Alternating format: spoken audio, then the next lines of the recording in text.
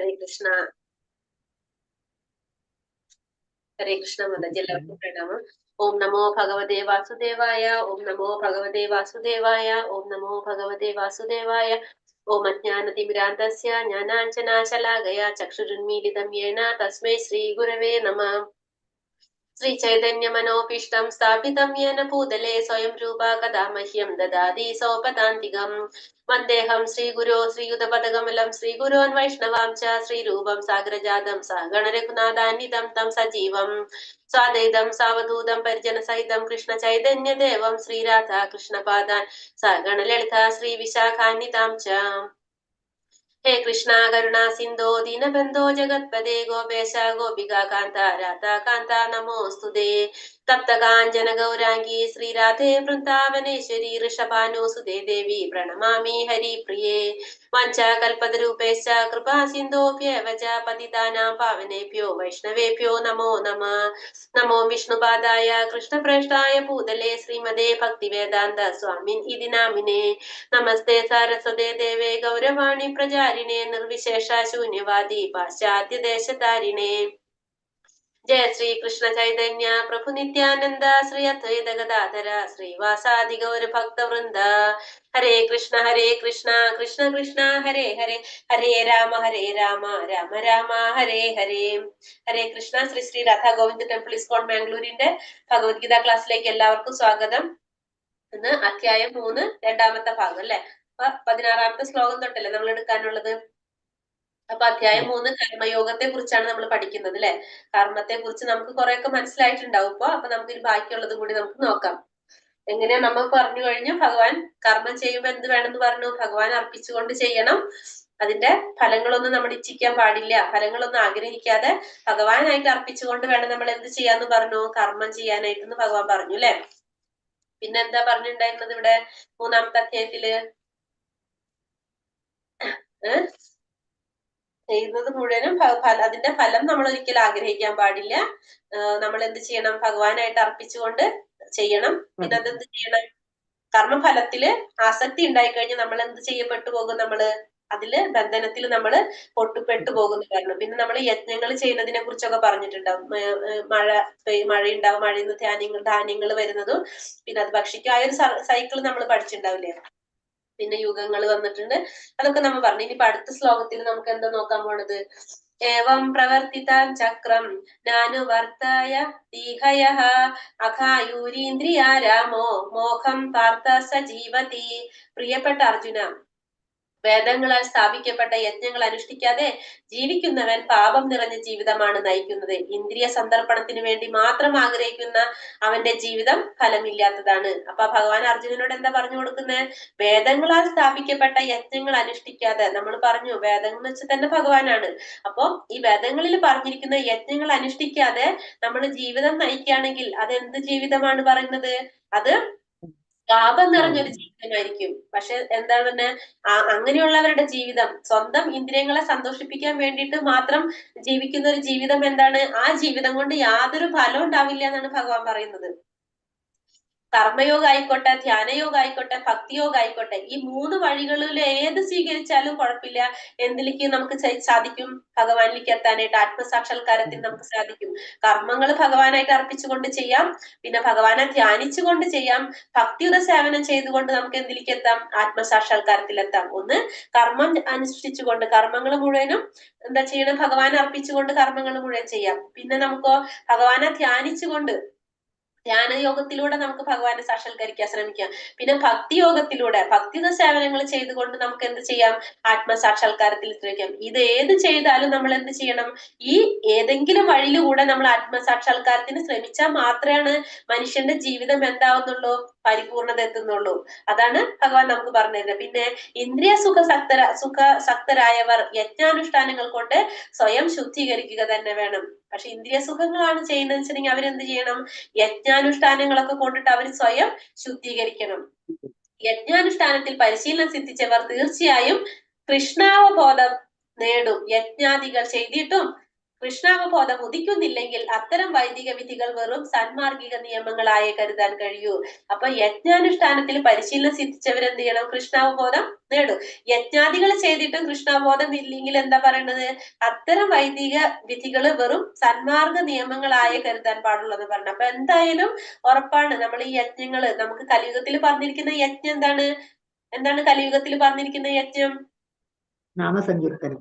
നാമസങ്കീർത്തനം, ഹരിനാമ സങ്കീർത്തനാണ് പറഞ്ഞിരിക്കുന്നത് അല്ലെ. അപ്പൊ കലിയുഗത്തിൽ പറഞ്ഞിരിക്കുന്ന, നമുക്ക് പറഞ്ഞിട്ടുള്ള ആ ഹരിനാമ സങ്കീർത്തനം ചെയ്തുകൊണ്ട് നമുക്ക് എന്ത് ചെയ്യാൻ സാധിക്കും?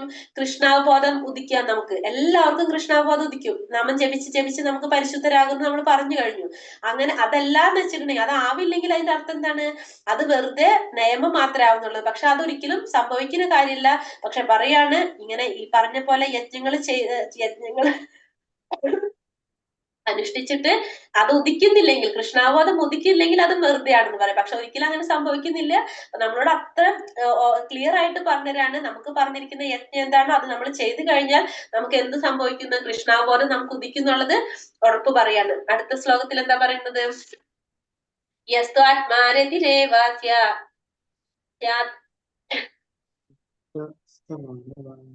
ആത്മ തൃപ്തശ്ച മാനവഃ ആത്മന്യേവേച്ച സന്തുഷ്ട സസ്യ കാര്യം ന വിദ്യതേ. മനുഷ്യ ജീവിതം ആത്മസാക്ഷാത്കാരത്തിന് വേണ്ടി ഒഴിഞ്ഞു വെക്കുകയും ആത്മാരാമനായി വർത്തിക്കുകയും ആത്മാവിൽ പൂർണ്ണ തൃപ്തനായിരിക്കുകയും ചെയ്യുന്നവന് കർത്തവ്യങ്ങളൊന്നുമില്ല. ഇനി മനുഷ്യന്റെ ജീവിതം ആത്മസാക്ഷാത്കാരത്തിന് വേണ്ടി ഒഴിഞ്ഞു വെക്കുകയും ആത്മാരാമനായി വർത്തിക്കുകയും ആത്മാവിൽ പൂർണ്ണ തൃപ്തനായിരിക്കുകയും ചെയ്യുന്നവന് കർത്തവ്യങ്ങളൊന്നുമില്ല എന്ന് പറയുന്നത്. അപ്പൊ കൃഷ്ണാവബോധം ഒരു ഡൗട്ട് ഉണ്ട്. ഇതിപ്പോ കൂടുതൽ നമ്മളിപ്പോ ആത്മാന്ന് പറയുന്നത് സെൽഫ് അല്ലേ? വെറും സെൽഫ് കോൺഷ്യസ്, വെറും സെൽഫിനെ മാത്രം ശ്രദ്ധിക്കുക, സ്വന്തം കാര്യം മാത്രം നോക്കുക, അങ്ങനെ വരും അത് അങ്ങനെ അത് ചെയ്യുന്നുണ്ടെങ്കിൽ നമ്മള് ഭഗവാനെ പ്രാപിക്കാനുള്ളത് പറഞ്ഞു. മനുഷ്യ ജീവിതത്തിൽ ആത്മസാക്ഷാത്കാരം നേടാന്ന് പറഞ്ഞെങ്കിൽ നമ്മള് നമ്മളുടെ ആത്മാവിന്റെ സാക്ഷാത്കാരം എന്താണ്? ഭഗവാന്റെ മൂലസ്വരൂപത്തെ പ്രാപിക്കാന്നുള്ളത്, ഭഗവാനെ പ്രാപിക്കാന്നുള്ളതാണ് നമ്മളുടെ ആത്മസാക്ഷാത്കാരം.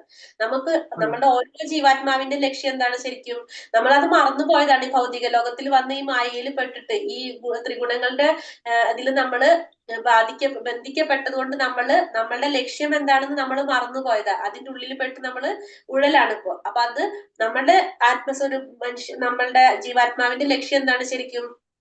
ഭഗവാന്, അതിന്റെ ആൾക്കാരെന്ന് പറഞ്ഞാൽ ഭഗവാനെ പ്രാപിക്കുക എന്നുള്ളതാണ്. കാരണം ഭഗവാന്റെ അംശമാണ്, ഭഗവാനിൽ നിന്നാണ് അത് വന്നിരിക്കുന്നത്. അപ്പൊ അതിനെ പ്രാപിക്കുക എന്നുള്ളതാണ് ജീവാത്മാവിന്റെ ലക്ഷ്യം. എങ്കിൽ മാത്രമേ അവിടേക്ക് തിരിച്ചു പോകാൻ പറ്റുള്ളൂ, ഭഗവാന്റെ ധാമത്തിലേക്ക് തിരിച്ചു പോകാനായിട്ട് സാധിക്കുന്നുള്ളൂ. അപ്പൊ ആത്മസാക്ഷാത്കാരം എന്ന് പറയുന്നത് ആ ആത്മാവിന്റെ സാക്ഷാത്കാരം, നമ്മുടെ ജീവാത്മാവിന്റെ സാക്ഷാത്കാരം. അപ്പൊ മനുഷ്യ ജീവിതം മാതാജി, നമ്മുടെ ആത്മാവ് തന്നെ ഈശ്വരനാണെന്ന് തിരിച്ചറിയല ആണോ ആത്മസാക്ഷാത്കാരം എന്ന് പറയുന്നത്? ആത്മാവ് ഈശ്വരൻ തന്നെയാണ്, ഭഗവാന്റെ ഒരു അംശമാണ് നമ്മള്. ഭഗവാനല്ല നമ്മള്, ഭഗവാന്റെ ഒരു അംശമാണ് ജീവാത്മാവ്. കുറെ ഭഗവാന്റെ പോലത്തെ ഗുണങ്ങൾ നമുക്കുണ്ട്. പക്ഷെ നമുക്കൊന്നും സ്വന്തമായിട്ട് ചെയ്യാൻ സാധിക്കുന്നില്ല. ഭഗവാന്റെ നിയന്ത്രണത്തിലാണ് ജീവാത്മാവ് പ്രവർത്തിക്കുന്നത്. ഭഗവാനാണ് അതിന്റെ കൺട്രോളർ. അങ്ങനെയാണ്. അപ്പൊ ഈ കൃഷ്ണാവബോധത്തില് ഊതിച്ചു കഴിഞ്ഞ എന്താണ് പറയണത്? നമുക്ക് കൊണ്ട് പറഞ്ഞു എന്തെങ്കിലും?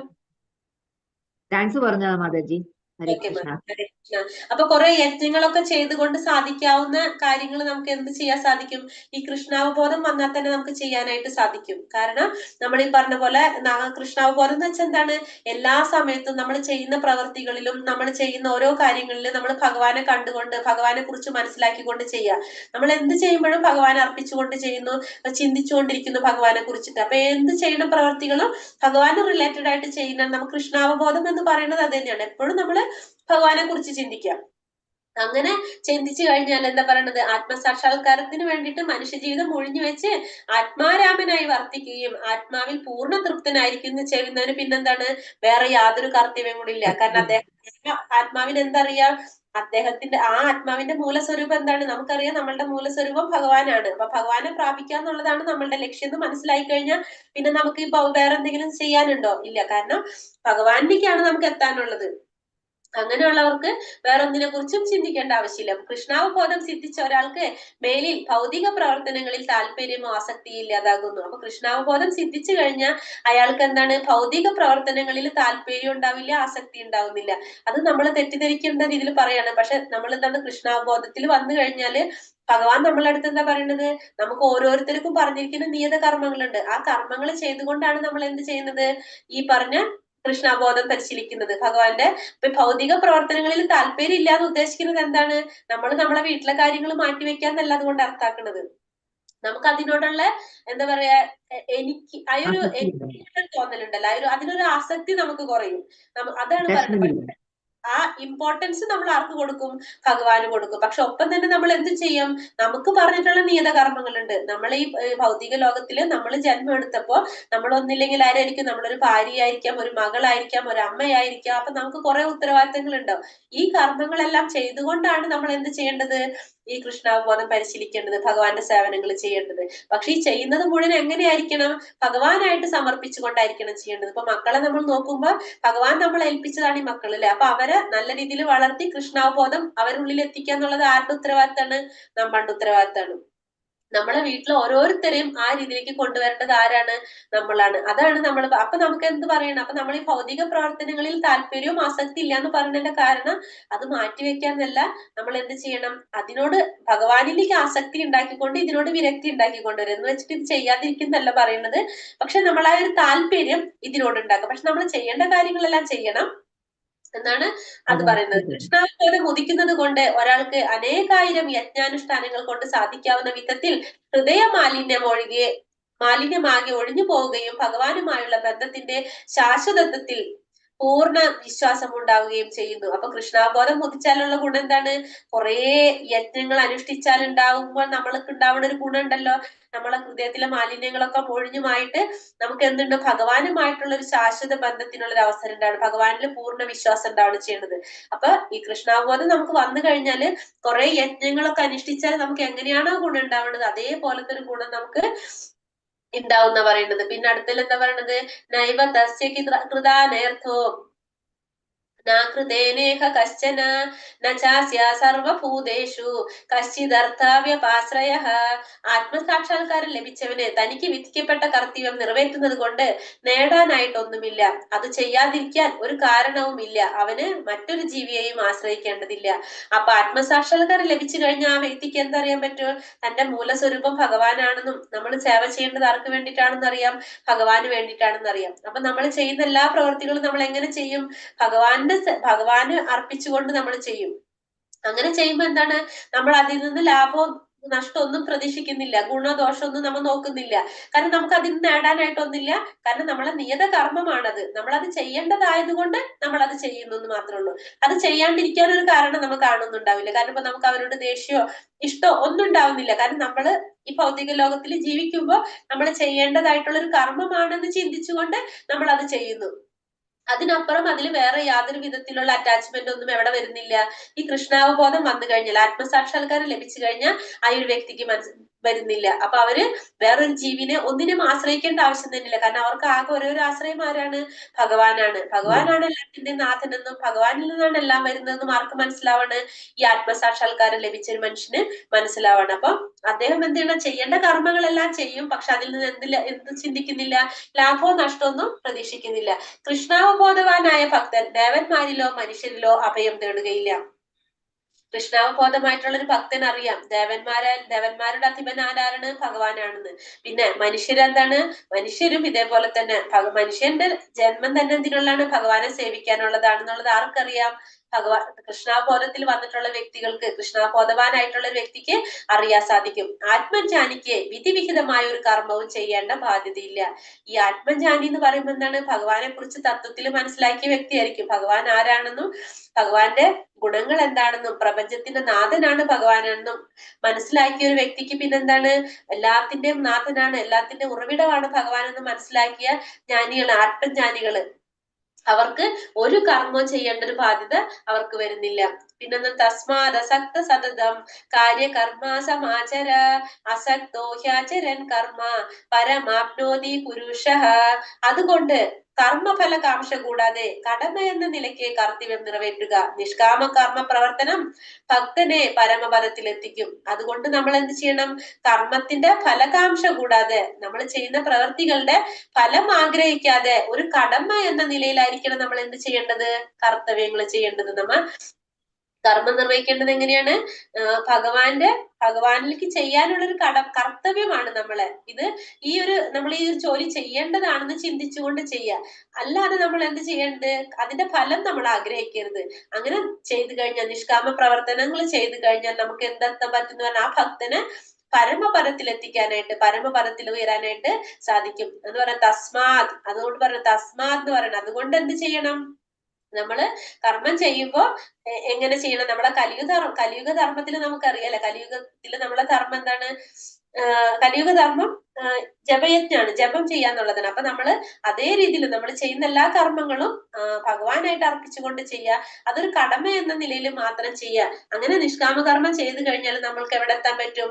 പരമപദത്തിലെത്താനായിട്ട് സാധിക്കും. പരമപദം എന്നാൽ ഭക്തന്മാർക്ക് ഭഗവാനും അവ്യക്തിഗതവാദികൾക്ക് മുക്തിയുമാണ്. അപ്പൊ പരമപദം എന്ന് പറഞ്ഞാൽ എന്താണ്? ഭക്തന്മാരെ സംബന്ധിച്ച് അവർ എവിടേക്ക് എത്താനാണ് നോക്കുന്നത്? നമ്മൾ പറഞ്ഞു ബ്രഹ്മം പരമാത്മാവ ഭഗവാൻ.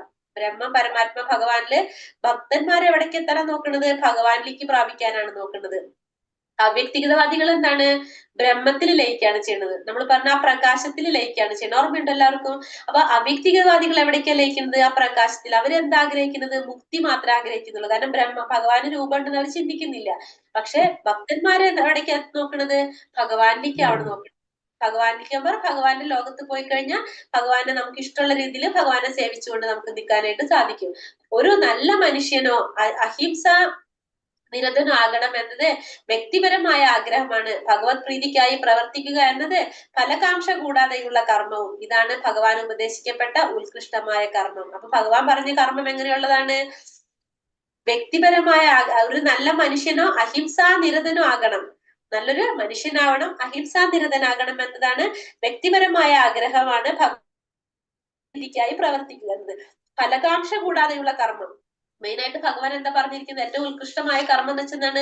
ഫലകാംക്ഷ കൂടാതെയുണ്ട്. ഫലം ആഗ്രഹിച്ചുകൊണ്ട് നമ്മൾ ചെയ്യേണ്ടാത്ത കർമ്മങ്ങളാണ് നമ്മൾ ഏറ്റവും ഉത്കൃഷ്ടമായ കർമ്മം. നമ്മൾ എന്ത് കർമ്മം ചെയ്യുമ്പോഴും എന്ത് ചെയ്യരുത്?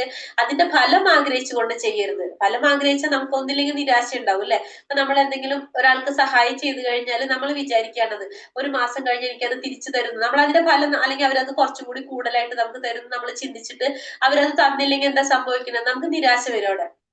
അപ്പൊ നമുക്കത് പ്രയാസം വരാണല്ലോ ചെയ്യുന്നത്. അപ്പൊ അങ്ങനെ നമ്മൾ ഫലം ആഗ്രഹിക്കുന്നത് കൊണ്ടാണ് നമുക്ക് അവിടെ എന്ത് വന്നത്? ആ ഒരു പ്രയാസം വന്നത്. അതല്ല, നമ്മൾ അതിനൊന്നും ആഗ്രഹിക്കുന്നില്ല, അത് ഭഗവാനായിട്ട് സമർപ്പിച്ചുകൊണ്ട് നമ്മൾ അങ്ങനെ ചെയ്യുകയാണെങ്കിലോ നമുക്ക് അവിടെ എന്ത് സംഭവിക്കുന്നില്ല? യാതൊരു തരത്തിലുള്ള പ്രയാസം നമുക്ക് സംഭവിക്കുന്നില്ല. അതുകൊണ്ട് നമ്മൾ ചെയ്യുന്ന കർമ്മങ്ങൾ എങ്ങനെയായിരിക്കണം? ഫലകാംക്ഷ കൂടാതെ ഉള്ള കർമ്മമായിരിക്കണം. അതാണ് ഏറ്റവും ഉത്കൃഷ്ടമായ കർമ്മം എന്നാണ് ഭഗവാൻ എടുത്ത് പറയുന്നത്. കർമ്മണൈവാഹി സംസിദ്ധി മാസ്ഥിതാ ജനകാദയഃ ലോക സംഗ്രഹമേവാംപി സമ്പശ്യൻ കർത്തുമർഹസി. ജനകൻ മുതലായ രാജാക്കന്മാർ തങ്ങൾക്ക് വിധിച്ച കർമ്മങ്ങൾ മാത്രം അനുഷ്ഠിച്ച് പരിപൂർണതയിൽ എത്തിച്ചേർന്നു. അതിനാൽ സാമാന്യ ജനങ്ങളെ പഠിപ്പിക്കുന്നതിനായി നീ കർമ്മം ചെയ്യേണ്ടിയിരിക്കുന്നു. അപ്പൊ അർജുനനോട് ഭഗവാൻ എന്താ പറഞ്ഞുകൊണ്ടിരിക്കുന്നത്? ഇപ്പൊ ജനകൻ എന്ന് വെച്ചാൽ ആ രാജാവാരാണ്? സീതാദേവിയുടെ അച്ഛനാണ് അല്ലെ? ആ രാജാവായിട്ട് പോലും അദ്ദേഹം എന്ത് ചെയ്തിട്ടുണ്ടായിരുന്നു? മിഥിലയിലെ രാജാവാണ്. എന്നിട്ടും അദ്ദേഹം എന്ത് ചെയ്തു? അദ്ദേഹത്തിന് പറഞ്ഞിരിക്കുന്ന കർമ്മങ്ങള്, നിയത കർമ്മങ്ങള് അദ്ദേഹം എന്ത് ചെയ്തു? അനുഷ്ഠിച്ചു. ആ പ്രജകളെ പഠിപ്പിക്കാൻ വേണ്ടിയിട്ട് അദ്ദേഹം ചെയ്യേണ്ടതായിട്ടുള്ള എല്ലാ കർമ്മങ്ങളും അദ്ദേഹം ചെയ്തു. അതേപോലെ തന്നെ അർജുനനോട് പറയാണ്, നീയും എന്ത് ചെയ്യണം? സാമാന്യ ജനങ്ങളെ പഠിപ്പിക്കുന്നതിനായിട്ട് നീയും കർമ്മം ചെയ്യേണ്ടത് അത്യാവശ്യമാണ്. അതുകൊണ്ട് സാമാന്യ ജനങ്ങൾക്ക് മനസ്സിലാവാൻ വേണ്ടിയിട്ട്, അവരെ പഠിപ്പിക്കാൻ വേണ്ടിയിട്ട് നീയും എന്ത് ചെയ്യണം? കർമ്മം ചെയ്യേണ്ടതാണെന്ന് ഭഗവാൻ അർജുനനോട് പറഞ്ഞു കൊടുക്കാണ്. കൃഷ്ണാവബോധം സിദ്ധിച്ച ഒരാൾക്ക് ലൗകിക കാര്യങ്ങളിൽ താല്പര്യമില്ലെങ്കിലും എങ്ങനെ ജീവിക്കണമെന്നും പ്രവർത്തിക്കണമെന്നും സാമാന്യ ജനങ്ങളെ ഗ്രഹിപ്പിക്കാൻ ഈ ഭക്തൻ കർമ്മനിരതനായിരിക്കും. അപ്പോ നമ്മൾ ചിന്തിക്കാം, ഇപ്പൊ ഈ കൃഷ്ണാവബോധത്തിലൊക്കെ ഉയർന്ന സന്യാസിമാരും വ്യക്തികളൊക്കെ ഉണ്ടാവും. അവർക്ക് ലൗകിക കാര്യങ്ങളിലൊന്നും താല്പര്യം ഉണ്ടെങ്കിലും നമുക്ക് തോന്നാം ഇവരെന്തിനാണ് ഇങ്ങനത്തെ കാര്യങ്ങൾ ചെയ്യുന്നത്, അവരത് എന്തിനു വേണ്ടിയിട്ടാണ് ചെയ്യുന്നത്? ഇപ്പൊ നമുക്ക് മനസ്സിലാവും, സാമാന്യ ജനങ്ങളെ ഗ്രഹിപ്പിക്കാൻ വേണ്ടിയിട്ടാണ് അവരത് ചെയ്യുന്നത്. അപ്പൊ അവരത് ചെയ്ത് കാണിക്കുന്നത് എന്തിനു വേണ്ടിയിട്ടാണ്? നമ്മളെ പോലുള്ളവർക്ക് മനസ്സിലാക്കി തരാൻ വേണ്ടിയിട്ടാണ് അവരത് ചെയ്യുന്നത്. അവരത് ചെയ്യുന്നത് അവർക്ക് യാതൊരു വിധത്തിലും അവരത് എഫക്ട് ചെയ്യുന്നില്ല. അവർ ചെയ്യുന്ന ഓരോ പ്രവർത്തികളും നമുക്ക് മനസ്സിലാക്കി തരാനായിട്ട്, നമ്മളെ ഗ്രഹിപ്പിക്കാൻ വേണ്ടിയിട്ടാണ് അങ്ങനെ ചെയ്തുകൊണ്ടിരിക്കുന്നത്. അങ്ങനെ ചെയ്യുമ്പോൾ എന്താണ്? നമ്മളും എന്തായി മാറണ്? നമ്മളും ആക്റ്റീവ് ആവുകയാണ് ചെയ്യുന്നത്. ജനകനെ പോലുള്ളവർ ആത്മസാക്ഷാത്കാരം ലഭിച്ചവർ ആയതിനാൽ വൈദിക വിധി പ്രകാരമുള്ള അനുഷ്ഠാനങ്ങളുടെ ആവശ്യമില്ലായിരുന്നു. ഇപ്പൊ ജനകൻ എന്ന് വെച്ചിട്ടുണ്ടെങ്കിൽ ആത്മസാക്ഷാത്കാരം ലഭിച്ച വ്യക്തിയാണ്. അപ്പൊ അദ്ദേഹത്തിന് ആവശ്യമില്ല ശരിക്കും ഈ പറഞ്ഞ പോലെ വിധി പ്രകാരമുള്ള ഈ അനുഷ്ഠാനങ്ങളൊന്നും ചെയ്യേണ്ട ആവശ്യം ഉണ്ടായിരുന്നില്ല. എന്നിട്ടും അദ്ദേഹം ചെയ്തത് എന്തുകൊണ്ടാണ്? പ്രജകളെ പഠിപ്പിക്കാൻ വേണ്ടിയിട്ടാണ് അദ്ദേഹം അത് ചെയ്തത്. എങ്കിലും സാമാന്യ ജനങ്ങൾക്ക് മാതൃക കാണിക്കാൻ വേണ്ടി വിധിവിഹിതങ്ങളായ അനുഷ്ഠാനങ്ങളെല്ലാം അവർ ചെയ്തു പോകുന്നു. അപ്പൊ അവര് സാധാരണ ജനങ്ങൾക്ക് മനസ്സിലാക്കാൻ വേണ്ടിയിട്ടാണ് ഇതൊക്കെ ചെയ്തത്. ഈ സ്ലൈഡ് തീർന്നു, അടുത്തെടുക്കട്ടെ കേട്ടോ.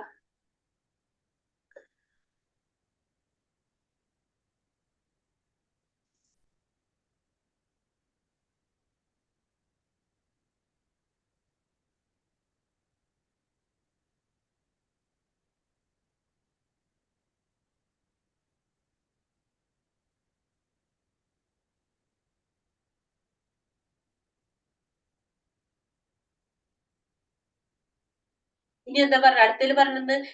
ശ്ലോകം 21 പറയാണ് യദ്രിതാചാരതി ശ്രേഷ്ഠ സത്തദേവേതരോജനഃ സായത് പ്രമാണം കുരുതേ ലോകസ്ഥാതനു വർത്തത്തെ. ഒരു ശ്രേഷ്ഠനായ വ്യക്തി എന്തു തന്നെ ചെയ്താലും സാധാരണ ജനങ്ങൾ അദ്ദേഹത്തെ അനുകരിക്കുന്നു. മാതൃകാപരങ്ങളായ പ്രവർത്തികളിൽ അദ്ദേഹം സ്വീകരിക്കുന്ന മാനദണ്ഡങ്ങളെ ലോകമൊട്ടാകെ ആദരിക്കുന്നു. അപ്പൊ ഒരു ശ്രേഷ്ഠനായ വ്യക്തി എന്തൊക്കെ ചെയ്താലും സാധാരണ ജനങ്ങൾ എന്ത് ചെയ്യും? അത് അനുകരിക്കാൻ ശ്രമിക്കും. അപ്പൊ മാതൃകാപരങ്ങളായ പ്രവർത്തികളിൽ അദ്ദേഹം സ്വീകരിക്കുന്ന മാനദണ്ഡങ്ങളെ ലോകമൊട്ടാകെ ആദരിക്കുന്നവർ. അപ്പൊ ഈ പറഞ്ഞ പോലെ മാതൃകാപരമായിട്ടുള്ള പ്രവർത്തികളാണ് ചെയ്യുന്നെങ്കിലോ അതിനെ ലോകത്തെല്ലാവരും ആദരിക്കുകയും ചെയ്യും. ഒരു ശ്രേഷ്ഠനായ വ്യക്തി എന്ത് തന്നെ ചെയ്താലും സാധാരണ ജനങ്ങൾ അദ്ദേഹത്തെ അനുകരിക്കും. ഉപദേശിക്കാൻ തുനിയുന്നതിന് മുമ്പ് ഗുരു വേണ്ടവിധം ഉള്ള പെരുമാറ്റം ശീലിച്ചിരിക്കണം. അപ്പൊ ഒരു ഗുരുവിന്റെ യോഗ്യതകൾ പറയണം. ഒരു ഗുരു ഉപദേശിക്കാനായിട്ട് തുടങ്ങുന്നതിന് മുന്നേ എന്തായിരിക്കണം?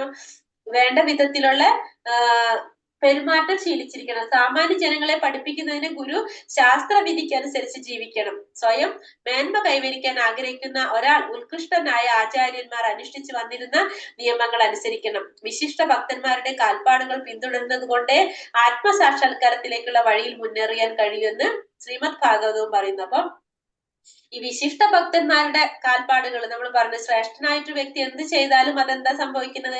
അത് മറ്റുള്ളവരും അനുകരിക്കും. അപ്പൊ നമ്മള് പറഞ്ഞു, നമ്മളൊരു ഗുരുവിനെ സ്വീകരിച്ച് ഗുരുവിൽ നിന്ന് നമ്മളെല്ലാം ജ്ഞാനമൊക്കെ നേടണം നമ്മൾ പറഞ്ഞു. അപ്പൊ ആ ഗുരു എങ്ങനെയുള്ള ആളായിരിക്കണം? ആ ഗുരു എന്ന് പറഞ്ഞത് ശാസ്ത്രവിധി അനുസരിച്ച് ജീവിക്കുന്ന ഒരു വ്യക്തി ആയിരിക്കണം. പിന്നെ ഈ പറഞ്ഞ പോലെ വേദപ്രമാണങ്ങൾ, നമ്മൾ ഈ പറഞ്ഞ വേദാന്ത പ്രമാണങ്ങളൊക്കെ ആർക്ക് അറിഞ്ഞിരിക്കണം?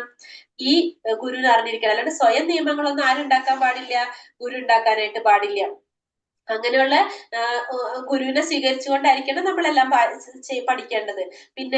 പിന്നെന്താ പറഞ്ഞ, സ്വയം മേന്മ കൈവരിക്കാൻ ആഗ്രഹിക്കുന്ന ഒരാള് ഉത്കൃഷ്ടരായ ആചാര്യന്മാർ അനുഷ്ഠിച്ചു വന്നിരുന്ന നിയമങ്ങള് അനുസരിച്ച്. അപ്പൊ നമ്മൾക്ക് നല്ല രീതിയിൽ നമുക്ക് എത്തണമെങ്കിൽ എന്ത് ചെയ്യണം? നമ്മളെ മുന്നിലുള്ള ആചാര്യന്മാർ എന്താണോ ചെയ്തത് നമ്മൾ എന്ത് ചെയ്യണം? നമ്മളത് അനുസരിക്കാനായിട്ട് നമ്മളും ബാധ്യസ്ഥരാണ്. അങ്ങനെ ചെയ്താലേ നമുക്ക് സാധിക്കുന്നുള്ളൂ. പിന്നെ ആത്മസാക്ഷാത്കാര വിശിഷ്ട ഭക്തന്മാരുടെ കാൽപ്പാടുകൾ പിന്തുടരുന്നത് കൊണ്ട് ആത്മസാക്ഷാത്കാരത്തിലേക്കുള്ള വഴിയിൽ മുന്നേറുന്ന ശ്രീമദ് ഭാഗവതം പറയുന്നുണ്ട്. ഈ ഭക്തന്മാരുടെ കാൽപ്പാടുകൾ പിന്തുടർന്നാൽ, വിശിഷ്ട ഭക്തന്മാരുടെ കാൽപ്പാടുകൾ പിന്തുടർന്നുകൊണ്ടാണ് നമുക്ക് എന്ത് ചെയ്യാൻ സാധിക്കാന്ന്?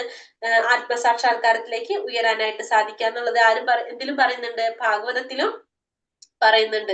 പിന്നെന്താ പറയണത്? നമേ പാർത്ഥാസ്തി കർത്തവ്യം ത്രിഷു ലോകേഷു കിഞ്ചന നാനാവാപ്തമവാപ്തവ്യം വർത്ത ഏവാച കർമ്മണി. ഇനി എന്താ പറയണ? ഭഗവാൻ പറയാണ് അർജുനനോട്, പാർത്ഥ, 3 ലോകങ്ങളിലും എനിക്ക് ചെയ്യേണ്ടതായിട്ടൊന്നുമില്ല. എനിക്ക് ഇല്ലാത്തതായോ ആവശ്യമായതായോ ആയി യാതൊന്നുമില്ല. എങ്കിലും ഞാൻ വിധിക്കപ്പെട്ട കർമ്മം ചെയ്തുകൊണ്ടേയിരിക്കുന്നു. അപ്പൊ ഭഗവാനെ കുറിച്ച് പറയാണ്. ഇനി ഭഗവാൻ ഈ 3 ലോകങ്ങളിലായിട്ട് ചെയ്യേണ്ടതായിട്ട് ഒന്നുമില്ല. പക്ഷെ എന്നാലും ഭഗവാൻ എന്താ ചെയ്യണേ? കാരണം അറിയാം നമുക്കല്ലേ ഭഗവാൻ എന്താണ്? ഈ എല്ലാ ലോകങ്ങളുടെ നാഥനാണ് ഭഗവാൻ. പ്രപഞ്ചത്തിന്റെ നിയന്താവാണ്. പ്രപഞ്ചം ഭഗവാനിൽ നിന്നാണ് ഇതൊക്കെ ഉത്ഭവിച്ചിരിക്കുന്നത്. അപ്പൊ ഭഗവാന് ഇതിലൊന്നും ചെയ്യേണ്ടതായിട്ട് ഒന്നുമില്ല ഭഗവാന്, സത്യം പറയാൻ. പക്ഷെ ഭഗവാൻ എന്നിട്ടും എന്ത് ചെയ്യാണ്? ഭഗവാൻ വിധിക്കപ്പെട്ട കർമ്മം ഭഗവാൻ ചെയ്തുകൊണ്ടിരിക്കുക എന്ന് പറയുന്നത്. ഭഗവാന് വിധിക്കപ്പെട്ട കർമ്മങ്ങൾ ഭഗവാൻ ചെയ്തുകൊണ്ടിരിക്കുകയാണ്. എല്ലാവരും ഭഗവാന്റെ നിയന്ത്രണത്തിലാണ്. ഗ്രഹാധിപകളിൽ വെച്ച് ശ്രേഷ്ഠനാണ് ഭഗവാൻ. എല്ലാ ഗ്രഹാധിപതികളിൽ വെച്ച് നമുക്കറിയാം, എല്ലാ ദേവന്മാരുടെ നാഥനാണ് ഭഗവാൻ. എല്ലാം ഭഗവാന്റെ നിയന്ത്രണത്തിലാണ്. ഭഗവാൻ തന്നെയാണ് ജീവജാലങ്ങൾക്ക് പ്രത്യേകമായ അധികാരങ്ങൾ നൽകിയിരിക്കുന്നത്. എല്ലാത്തിനെയും നമുക്കറിയാം കൺട്രോൾ ചെയ്യുന്നത് ആരാണ്? ഭഗവാനാണ്. എല്ലാം ഭഗവാന്റെ അണ്ടറിലാണ് വന്നിരിക്കുന്നത്. ഭഗവാൻ സർവ്വദേവന്മാർക്കും ആരാധ്യനും ഭരണാധികാരികളിൽ അഗ്രഗണ്യനുമാണ് ഭഗവാൻ. ഭഗവാന്റെ ആത്മാവും ശരീരവും വ്യത്യസ്തങ്ങളല്ല, നിരപേക്ഷനാണ് അദ്ദേഹം. ഭഗവാന്റെ ഇന്ദ്രിയങ്ങളെല്ലാം ദിവ്യങ്ങളാണ്. അദ്ദേഹത്തിന് സമാനനായോ ദേഹത്തേക്കാൾ ശ്രേഷ്ഠനായോ?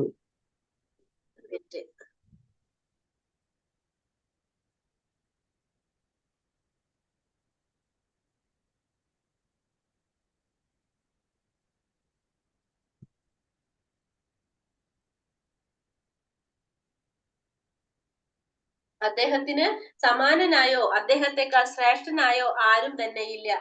വൈദിക ഗ്രന്ഥങ്ങളിലെ വിധി നിഷേധങ്ങൾക്ക് അതീതനാണ് ഭഗവാൻ. എന്നിരിക്കലും വേദശാസനങ്ങളെ അതിലംഘിക്കുന്ന ഒരു പ്രവൃത്തിയും അദ്ദേഹം ചെയ്യാറില്ല. അപ്പൊ അദ്ദേഹത്തിന് സമാനനായിട്ടോ അദ്ദേഹത്തിനേക്കാൾ ശ്രേഷ്ഠനായിട്ടോ വേറെ ആരും തന്നെ ഇല്ല. പിന്നെ ഭഗവാന്റെ ആത്മാവും ശരീരവും തമ്മിൽ യാതൊരു വ്യത്യാസവും ഇല്ല. നമുക്കറിയാം. കാരണം ഭഗവാൻ ആരാണ്? അവതാരിയാണ്. ഭഗവാൻ ജനിക്കല്ല ചെയ്യുന്നത്, അല്ലെ? ഭഗവാൻ എന്താണ്? ഭഗവാൻ അവതരിക്കുകയാണ് ചെയ്യുന്നത്. കാരണം ജനിക്കുന്നത് മരിക്കുന്നത് ആരാണ്? നമ്മളാണ്. നമ്മളുടെ ശരീരമാണ്. ജീവാത്മാവിനും പരമാത്മാവിനും എന്തില്ല? ജനനവും മരണമൊന്നും ഇല്ല. അപ്പോ ഭഗവാന്റെ ശരീരവും ആത്മാവും തമ്മിൽ വ്യത്യാസം ഇല്ലാത്തതുകൊണ്ട് ഭഗവാൻ എന്താണ്? ഭഗവാന് കഴിഞ്ഞ ജന്മങ്ങളിലും ഓരോ ജന്മത്തിലും ഭഗവാന്റെ എല്ലാ കാര്യങ്ങളും ഭഗവാൻ ഓർക്കാൻ സാധിക്കുന്നുണ്ട്. നമുക്ക് ശരീരം മാറിപ്പോണാറുണ്ട്, നമുക്ക് ഇതൊന്നും ഓർക്കാനുള്ള കഴിവില്ല. പിന്നെ ഭഗവാൻ എന്ന് വെച്ചിട്ടുണ്ടെങ്കിൽ ഭഗവാനേക്കാൾ ശ്രേഷ്ഠനായിട്ടും ആരില്ല, പിന്നെ ഭഗവാന്റെ ഒപ്പത്തിനായിട്ടും ആരില്ല. എന്നാൽ കൂടി ഭഗവാൻ എന്ത് ചെയ്യാണ്? ഈ പറഞ്ഞ വൈദിക ഗ്രന്ഥങ്ങളിൽ പറഞ്ഞിരിക്കുന്ന എല്ലാ വിധികളും ആരനുസരിച്ച് പോവാണ്? ഭഗവാനും അനുസരിച്ച് പോകാണ്. പിന്നെ ഇതെങ്ങനെയാണ്? പിന്നെന്താ പറഞ്ഞ? യദി ഹിഹ്യം ന വർത്തേയം ജാതു കർമ്മണ്യ തന്ത്രിത മമ വാത്മാനു വർത്തന്തേ മനുഷ്യാ പാർത്ഥ സർവശഃ. വിധിക്കപ്പെട്ട കർമ്മങ്ങൾ ഞാൻ ശ്രദ്ധയോടെ ചെയ്യാതിരുന്നുവെങ്കിലും അല്ലയോ പാർത്ഥ, ജനങ്ങൾ എന്റെ മാർഗം പിന്തുടരുമായിരുന്നു. ഇനി അഥവാ ഞാൻ ഇതൊന്നും ചെയ്തില്ലെങ്കിൽ കൂടി ജനങ്ങൾ എന്ത് ചെയ്യുമായിരുന്നു? എന്റെ പാത പിന്തുടരുമായിരുന്നു എന്നാണ് ഭഗവാൻ പറയുന്നത്. എന്താ പറയുന്നത്? ആധ്യാത്മിക പുരോഗതിക്ക് ആവശ്യമായ സാമൂഹ്യ സ്വാസ്ഥ്യം പുലർത്താൻ വേണ്ടി വംശപാരമ്പര്യം അനുസരിച്ചുള്ള ആചാരങ്ങൾ സംസ്കാര സമ്പന്നനായ ഏതു മനുഷ്യനും വിധിക്കപ്പെട്ടിട്ടുണ്ട്. അപ്പൊ നമ്മൾ ഈ സാമൂഹ്യ സ്വാസ്ഥ്യം പുലർത്തി പോരാൻ വേണ്ടിയിട്ട് നമ്മൾ ഓരോ മതത്തിലും എന്താ പറയുക, ഓരോ സംസ്കാരത്തിനനുസരിച്ച് നമ്മൾക്ക് കുറെ ആചാരങ്ങൾ അനുഷ്ഠാനങ്ങൾ പറഞ്ഞിട്ടുണ്ട്. അത് നമ്മൾ ആധ്യാത്മിക പുരോഗതിക്ക് നമ്മൾ ചെയ്യേണ്ടത് അത്യാവശ്യമാണ്. അത് നമ്മൾ ചെയ്തേ പറ്റൂ. പിന്നെ മതപരങ്ങളായ എല്ലാ ആചാരങ്ങളെയും നല്ലൊരു ഗൃഹസ്ഥൻ എന്ന നിലയിൽ ഗൃഹത്തിലും പുറത്തും കൃഷ്ണ ഭഗവാൻ അനുഷ്ഠിച്ചിരുന്നെന്ന് ഭാഗവതത്തിൽ പറയുന്നെന്ന് അറിയാം. അപ്പൊ ഭഗവാൻ ഒരു എന്താ പറയുക, ശ്രീരാമസ്വാമിയായി വന്നപ്പോഴും ശ്രീകൃഷ്ണനായി വന്നപ്പോഴും നമുക്കറിയാം, അല്ലെ? ശ്രീരാമനായി വന്ന സമയത്ത് സീതാദേവിയുടെ ഭർത്താവായിരുന്നു. ഭർത്താവായിക്കൊണ്ട് ചെയ്യേണ്ട എല്ലാ കടമകളും ആര് കറക്റ്റ് ആയിട്ട് ചെയ്തിരുന്നു? ശ്രീരാമസ്വാമി ചെയ്തു. അതേപോലെ തന്നെ അച്ഛന്റെ അടുത്ത് ചെയ്യേണ്ട ഓരോ ഉത്തരവാദിത്തങ്ങളും സഹോദരങ്ങളുടെ അടുത്ത്, അമ്മയുടെ അടുത്ത്, എല്ലാവരുടെ അടുത്തും ഭഗവാൻ ചെയ്യേണ്ടതെല്ലാതും ഓരോ സമയത്ത് രാജ്യം ഭരിക്കാനും പ്രജകളുടെ അടുത്തും എല്ലാം നന്നായിട്ട് ചെയ്തു. അതുപോലെ തന്നെ ശ്രീകൃഷ്ണനായി വന്നപ്പോഴും ഭഗവാൻ എന്താണ്? ഭഗവാൻ ചെയ്യേണ്ടതായിട്ടുള്ള ഭഗവാന്റേതായ കർത്തവ്യങ്ങൾ എന്താണോ അതെല്ലാതും ഭഗവാൻ ഓരോ സമയത്തും കറക്റ്റ് ആയിട്ട് ചെയ്തു പോകുന്നു. അപ്പൊ ഭഗവാൻ എല്ലാവർക്കും ഒരു മാതൃക കാണിക്കാൻ വേണ്ടിയിട്ടാണ് ഭഗവാൻ ഇതൊക്കെ ചെയ്തത്. ഭഗവാൻ ഇതൊന്നും ചെയ്യേണ്ട യാതൊരു ആവശ്യം ഉണ്ടായിരുന്നില്ല, എങ്കിലും ഭഗവാൻ അതൊക്കെ ചെയ്തു. ഉത്സീദേയൂരി മേ ലോക ന കുര്യാം കർമ്മ ചേദഹം സങ്കരസ്യാച കർത്താസ്യാം ഉപാഹന്യാമി മാ പ്രജഃ. ഞാൻ കർത്തവ്യം നിർവഹിക്കാതിരുന്നാൽ ഈ ലോകങ്ങളെല്ലാം നാശമടയും, അനാവശ്യമായ ജനപ്പെരുപ്പത്തിന് ഞാൻ കാരണമായി തീരും. അങ്ങനെ ജീവജാലങ്ങൾക്കെല്ലാം സമാധാനം നഷ്ടപ്പെടുകയും ചെയ്യും. അപ്പൊ ഭഗവാൻ എന്ത് ചെയ്താലും അതെന്ത് ചെയ്യും? ആളുകൾ ഫോളോ ചെയ്യും. ഇപ്പൊ ഭഗവാൻ അത് ചെയ്തില്ലെങ്കിലും പ്രോബ്ലം ഉണ്ടായിരുന്നില്ല. പക്ഷെ ഭഗവാൻ അത് ചെയ്യാതിരുന്നാൽ എന്താ സംഭവിക്കുന്നത്? അത് ചെയ്യാതിരുന്നു കഴിഞ്ഞാല് ഈ ലോകങ്ങളുടെ നാശം ഉണ്ടാവുന്ന പറയുന്നത്. കാരണം അനാവശ്യമായിട്ടുള്ള ജനപ്പെരുപ്പം ഉണ്ടാകും, ജീവജാലങ്ങളുടെ ഒക്കെ സമാധാനം നഷ്ടപ്പെടും. അതുകൊണ്ട് ഭഗവാൻ എന്താണ് അങ്ങനെ സമാധാനം നശിക്കുന്ന രീതിയിലുള്ള ഒരു പ്രവൃത്തി ആര് ചെയ്യുന്നില്ല? ഭഗവാൻ അവിടെ ചെയ്തിട്ടില്ല. സമൂഹത്തിന്റെ സമാധാനം വഞ്ചിക്കുന്ന അനാവശ്യമായ ജനപ്പെരുപ്പമാണ് വർണ്ണസങ്കരം. സമൂഹത്തിന്റെ സമാധാനം കളയുന്ന ഒരു അനാവശ്യമായിട്ടുള്ള ഒരു ജനപ്പെരുപ്പമാണ് വർണ്ണസങ്കരം എന്ന് പറയുന്നത്. പിന്നെന്താ പറഞ്ഞത്? ധാർമ്മിക നിയമങ്ങൾ പൊതുവെ അവഗണിക്കപ്പെടുമ്പോൾ ഭഗവാൻ അവതരിച്ച് സമൂഹത്തിന്റെ തെറ്റ് തിരുത്തും. നമുക്കറിയാലേ എന്താ പറഞ്ഞ ഭഗവാൻ എപ്പോഴാണ് അവതരിക്കുന്നത്? നമ്മൾ ആ ശ്ലോകം ഓർമ്മയുണ്ടോ? പവിത്ര ധർമ്മം നശിക്കുമ്പോൾ അധർമ്മം ഭഗവാൻ വർദ്ധിക്കുമ്പോ പരിത്രാണായ അധർമ്മ അല്ലല്ല, ശ്ലോകം ഏതാ? യഥാതി യഥാതി ധർമ്മസ്യ സാധൂനാം വിനാശായ സംഭവം. സ്ഥാപനാർത്ഥായ സംഭവാമി യുഗേ. അതായത് യുഗം തോറും ഭഗവാൻ എന്തിന് ധർമ്മം നിലനിർത്താൻ വേണ്ടിയിട്ട് ഭഗവാൻ അവതരിച്ചുകൊണ്ടിരിക്കില്ല. ധാർമ്മിക നിയമങ്ങൾ അവഗണിക്കപ്പെട്ടു കഴിഞ്ഞാൽ ഭഗവാൻ അവതരിച്ചിട്ടുണ്ട് എന്ത് ചെയ്യും? അവിടെ തിരുത്തേണ്ട കാര്യങ്ങൾ തിരുത്തിക്കൊണ്ടിരിക്കും. ഭഗവാൻ അവിടെ അവതരിച്ചുകൊണ്ടിരിക്കും. അദ്ദേഹത്തിന്റെ നിർദ്ദേശങ്ങൾ അനുസരിക്കണം. പക്ഷെ അദ്ദേഹത്തിലെ ഒരിക്കലും ഭഗവാൻ ഒരിക്കലും അനുകരിക്കാൻ പാടില്ല. പക്ഷെ ഭഗവാന്റെ നിർദ്ദേശങ്ങൾ നമ്മൾ എന്ത് ചെയ്തുകൊണ്ടിരിക്കണം? അനുസരിക്കണം എന്നാണ് ഇവിടെ പറയുന്നത്, ഭാഗവതത്തിൽ പറഞ്ഞു തരുന്നത്. പിന്നെ ഭഗവാന്റെയും അദ്ദേഹത്താൽ നിയുക്തരായവരുടെയും ഉപദേശങ്ങൾ അനുസരിക്കുകയോ ഒരാൾ ചെയ്യണം. അപ്പൊ ഭഗവാന് മാത്രല്ല, ഭഗവാൻ നിയമിച്ചിട്ടുള്ള കുറെ പേരുണ്ടാവും. ഇപ്പൊ നമ്മൾ ഈ പറഞ്ഞ ഈ പ്രത്യക്ഷ പ്രപഞ്ചത്തിൽ നമ്മൾ കാണുന്ന ഗുരുക്കന്മാര് ഭഗവാന്റെ പ്രതിനിധികളാണ് അവരെല്ലാവരും. അപ്പൊ എന്താണ്? ഭഗവാൻ പറയുന്നത് എന്താണോ അതാണ് അവർ പറയുന്നത്. നമുക്കറിയാം ഗുരുപരമ്പരയിലൂടെ ഭഗവാൻ പറഞ്ഞ കാര്യങ്ങളാണ് ഈ പറഞ്ഞ ആചാര്യന്മാര് നമുക്ക് പറഞ്ഞും ഉപദേശിച്ചും തരുന്നത്. അതുകൊണ്ട് നമ്മൾ എന്ത് ചെയ്യണം? അവര് പറയുന്നത് നമ്മൾ അനുസരിക്കാനും നമുക്ക് ബാധ്യതയുണ്ട്. നമ്മുടെ നന്മയ്ക്ക് ഉതകുന്നതാണ് അവരുടെ ഉപദേശങ്ങൾ. ബുദ്ധിയുള്ളവർ അത് അതേപടി അനുസരിക്കും. അതൊക്കെ നമ്മളുടെ നന്മയ്ക്ക് ആവശ്യമായിട്ടുള്ള കാര്യങ്ങളാണ് അവർ പറഞ്ഞു തരുന്നത്. അപ്പൊ അതുകൊണ്ട് നമ്മൾ എന്ത് ചെയ്യാൻ ശ്രമിക്കണം? അത് നമ്മൾ അനുസരിക്കാനായിട്ട്, നമ്മൾ അതിനെ ഫോളോ ചെയ്യാനായിട്ട് നമ്മൾ ശ്രമിച്ചുകൊണ്ടിരിക്കുക. അടുത്ത ശ്ലോകത്തിൽ എന്താ പറഞ്ഞത്? സക്ത കർമ്മണ്യ വിദ്വാംസോ യഥാ കുർവന്തി ഭാരത കുര്യാത് വിദ്വാംസതാ സക്ത ചികീർഷുർലോക സംഗ്രഹം. അറിവില്ലാത്തവർ ഫലകാംക്ഷ മൂലം കർത്തവ്യങ്ങൾ നിറവേറ്റുന്നത് പോലെ വിദ്വാൻമാരും ജനങ്ങളെ നല്ല വഴിക്ക് നയിക്കാൻ വേണ്ടി പ്രവർത്തിക്കണം. പക്ഷെ അവർ ഫലത്തിൽ ആസക്തരാകാൻ പാടില്ല. അപ്പൊ അറിവില്ലാത്തവര് അജ്ഞത മൂലമാണ് എന്താണ് ഈ കർത്തവ്യങ്ങളൊന്നും നിറവേറ്റാത്തത് അല്ലെ? അവർക്ക് ഭഗവാനെ കുറിച്ച് അറിയുന്നില്ല. ഈ ചെയ്യുന്നത് കൊണ്ട് അതിന്റെ ഗുണം എന്താന്ന് അവർക്ക് മനസ്സിലാവുന്നില്ല. അവർക്ക് ഈ അജ്ഞത മൂലമാണ് അവരെന്ത് ചെയ്യുന്നത്? അവരെ കർത്തവ്യങ്ങളൊന്നും അനുസരിക്കാത്തത്. പക്ഷെ ജനങ്ങളെ നല്ല വഴിക്ക് നയിക്കാൻ വേണ്ടിയിട്ട് വിദ്വാൻമാരും ജനങ്ങളെ നല്ല വഴിക്ക് നയിക്കാൻ വേണ്ടി പ്രവർത്തിക്കണം. പക്ഷെ അവർ ഫലത്തിൽ ആസക്തി പാടില്ല. അപ്പൊ വിദ്വാൻമാരെന്ന് പറയുന്നതാണ് ആ അജ്ഞാനം മാറിയവര്. അവരെന്ത് ചെയ്യണം? അവര് അജ്ഞാനം മാറിയവരാണ്, ഭഗവാനെ കുറിച്ചുള്ള ഒരു ബോധമുള്ളവരാണ്. അവരെന്ത് ചെയ്യണം? ഇവർക്ക് വേണ്ട കാര്യങ്ങൾ പറഞ്ഞു കൊടുത്ത് അവരെ മുന്നിലോട്ട് നയിക്കാനായിട്ട് ശ്രമിക്കണം. പക്ഷെ നമ്മൾ അതിൽ എന്ത് ചെയ്യാൻ പാടില്ല?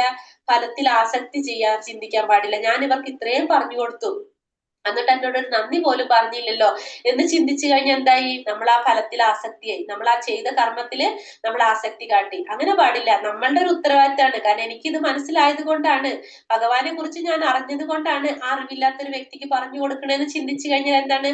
അത് എന്റെ ഒരു ഉത്തരവാദിത്തമാണ്, എന്റെ ഒരു കർമ്മമാണത്. അതിൽ നമ്മൾ എന്ത് ചിന്തിക്കാൻ പാടില്ല? അതിൽ നമ്മൾ ഫലം ഇച്ഛിക്കാൻ പാടില്ല. കൃഷ്ണാവബോധമുള്ളവനും അറിവില്ലാത്തവനും തമ്മിലുള്ള വ്യത്യാസം ആഗ്രഹങ്ങളുടെ കാര്യത്തിലാണ്. അപ്പൊ കൃഷ്ണാവബോധമുള്ളവൻ എന്തറിയാം? ഈ ഭൗതിക ലോകത്തിൽ ഒന്നും നമ്മളുടേതല്ല എന്ന് ആർക്കറിയാം? കൃഷ്ണാവബോധം ഉദിച്ച വ്യക്തിക്ക് അറിയാം. അപ്പൊ ഈ ഭൗതിക പ്രപഞ്ചത്തിൽ എന്തൊക്കെ ഭഗവാൻ സൃഷ്ടിച്ചിട്ടുണ്ട് അതൊക്കെ ആരുടെയാണ്? ഭഗവാന്റെയാണ്. പക്ഷെ അതില്ലാത്തവരുടെ ചിന്താഗതി എന്താണ്?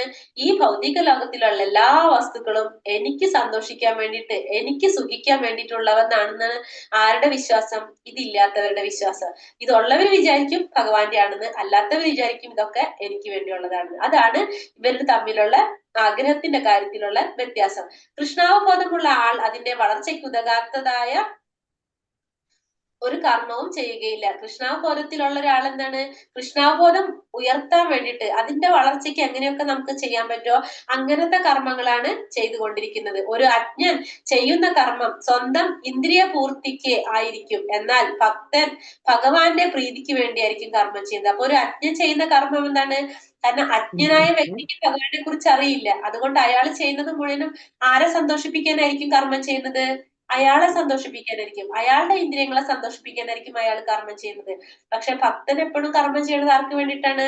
ഭഗവാനെ സന്തോഷിപ്പിക്കാൻ വേണ്ടിയിട്ടായിരിക്കും. അതുകൊണ്ട് കർമ്മം ചെയ്യേണ്ടത് എങ്ങനെയെന്നും അതിന്റെ ഫലങ്ങൾ കൃഷ്ണാവബോധത്തിന് ഉപയോഗപ്പെടുത്തേണ്ടത് എങ്ങനെയെന്നും ഭക്തന്മാർ ജനങ്ങൾക്ക് കാട്ടിക്കൊടുക്കണം. അതുകൊണ്ട് എന്താ ചെയ്യണ, ഭക്തന്മാരുടെ ഏറ്റവും വലിയ ഉത്തരവാദിത്തം എന്താണ്? കൃഷ്ണാവബോധത്തില് ആ കർമ്മങ്ങൾ എങ്ങനെയാണ് ചെയ്യേണ്ടതെന്ന് ഭക്തന്മാര് സാധാരണ ജനങ്ങൾക്ക് കാണിച്ചു കൊടുക്കേണ്ട. കർമ്മം ചെയ്യേണ്ടത് എങ്ങനെയാണെന്നും അതിന്റെ ഫലം നമ്മൾ എങ്ങനെയാണ് ഉപയോഗപ്പെടുത്തേണ്ടത്, നമ്മൾ എന്ത് ചെയ്യുന്ന കർമ്മങ്ങൾ മുഴുവനും കൃഷ്ണാവബോധത്തിൽ ചെയ്യണം, ഭഗവാൻ അർപ്പിച്ചുകൊണ്ട് ചെയ്യണം എന്ന് പറഞ്ഞാൽ അത് എങ്ങനെയാണെന്ന് പ്രാക്ടിക്കലി മനസ്സിലാക്കി കൊടുക്കണം സാധാരണ ജനങ്ങൾക്ക്.